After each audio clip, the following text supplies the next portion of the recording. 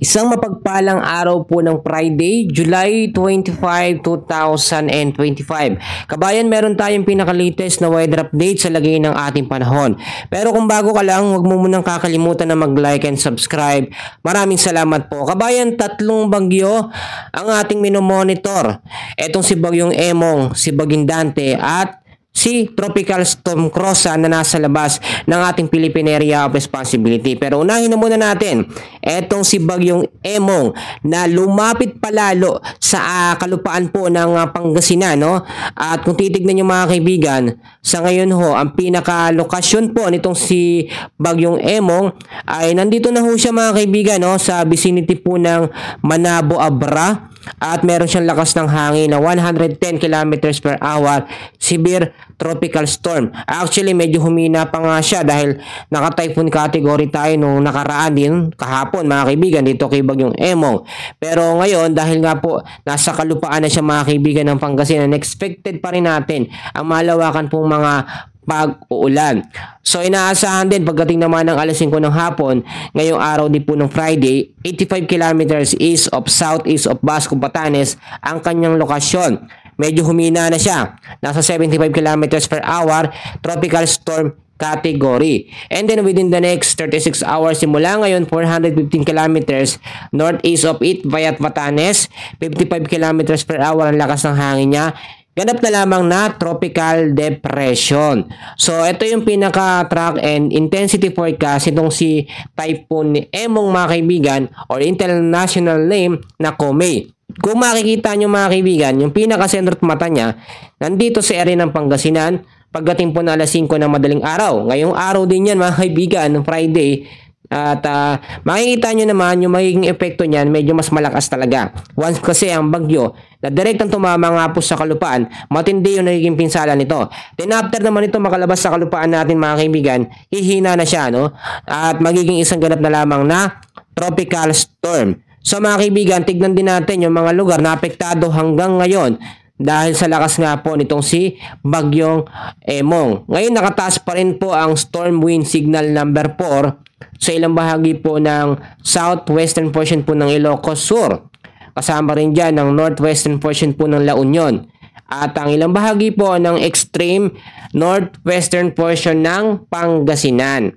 So signal number 4 posible yung maibaba, no, sa mababang signal kapag nakalabas na o humina yung epekto nito nga pong si Bagyong Emong. So meron din tayong signal number 3 na nakataas naman, no, dito po sa area ng southern na portion ng Ilocos Norte. Kasama rin dyan mga kaibigan ang ilang bahagi ng Ilocos Sur, the rest po ng La Union, northern at western portion po ng Pangasinan. Kasama rin dyan sa signal number 3 natin, eto nga pong Abra, western portion po ng Mountain Province.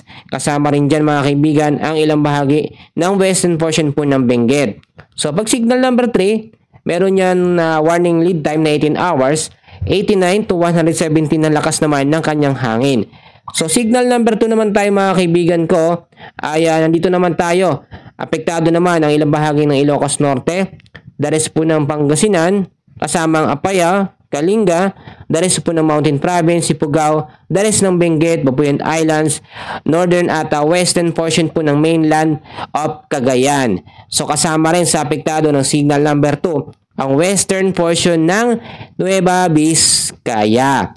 Sa mga kaibigan, signal number 1 naman tayo, mga lugar na apektado, Batanes, Cagayan, kasama pong western at central portion po ng Isabela, kasama rin ang Tarlac, the northern portion po ng Pampanga, kasama rin dyan mga kaibigan ang western at central portion ng Nueva Ecija.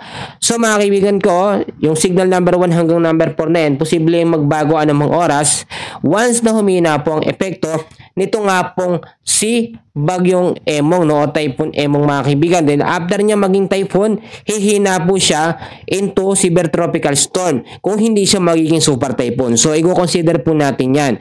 So kung nagtataka naman kayo, nangangamba kayo dahil nga po muli magre-re-entry, nakikita magre-re-entry itong si Bagyong Dante sa loob ng ating Philippine Area of Responsibility, huwag na kayong mag-alala mga kaibigan. Kahit pumasok siya sa FAR, magiging low pressure area na lamang siya or tropical depression. At yung sinasabi natin magsasanib sila, hindi na po yun mangyayari. Yung Fujiwara effect or interaction ng dalawang bagyo, hindi na yun mangyayari. Bakit? Kung titignan nyo, pahina na rin ng pahina naman yung magiging epekto nito nga po si bagyong Emong once na maglandfall siya sa kalupaan po ng Pangasinan.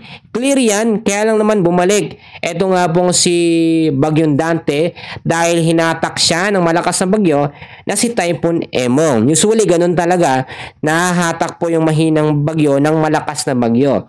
So kung titignan nyo naman at nag-aalala naman kayo kay Typhoon Tropical Storm Crossa na nasa labas ng PAR, mga kaibigan, hindi po yan dediretsa o papasok sa Philippine Area of Responsibility. So kahit naging bagyo yan mga kaibigan, hindi yan may consider na bagyo sa Pilipinas dahil yung direction po niya ay hindi naman talaga papunta o papasok sa loob ng PAR, no?